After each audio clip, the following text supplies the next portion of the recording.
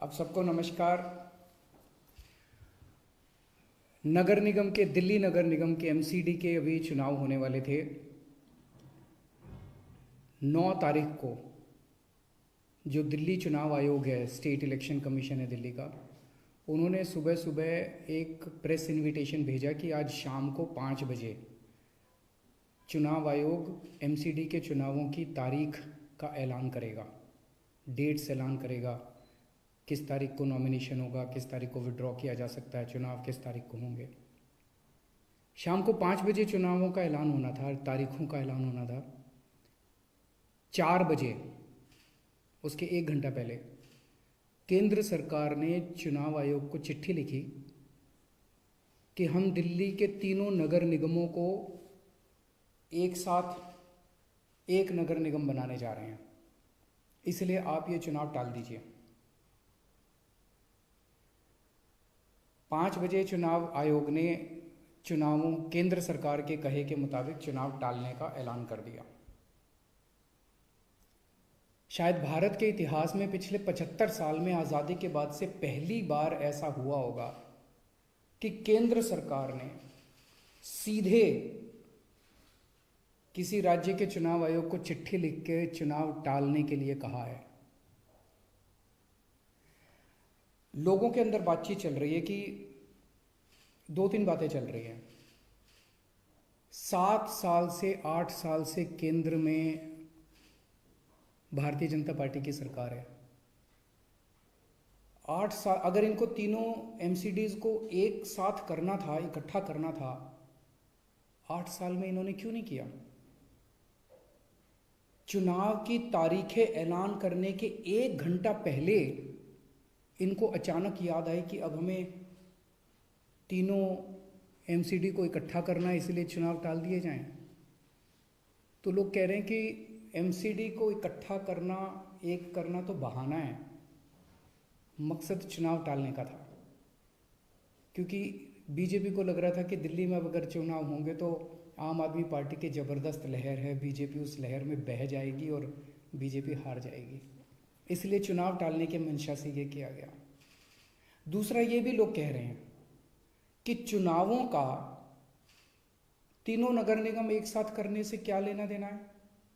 आज 3 नगर निगम हैं दिल्ली में, 272 वार्ड हैं, कुछ इसमें कुछ इसमें कुछ इसमें। तो तीनों नगर निगम के काउंसलर अपने अलग अलग नगर निगम में बैठते हैं। चुनाव हो जाने दीजिए, अगर तीनों को इकट्ठा भी कर दोगे आप तो वो एक जगह बैठने लग जाएंगे। दोबारा चुनाव कराने की क्या जरूरत है? अभी चुनाव रोकने की क्या जरूरत है? चुनाव टालने की क्या जरूरत है? चुनाव करवाओ, नए काउंसलर आएंगे और नए काउंसलर जो भी आएंगे वो जब तक तीनों नगर निगम है तीनों में बैठ जाएंगे, एक नगर निगम होगा वो एक साथ आके बैठ जाएंगे। तो चुनाव टालने की तो ज़रूरत ही नहीं थी। लेकिन मकसद तीनों नगर निगम एक साथ करने का नहीं था। अगर करना होता तो 7 साल में कर लेते ये लोग। मकसद था चुनाव टालने का। ये देश के लिए अच्छा नहीं है, दोनों चीज़ें अच्छी नहीं हैं।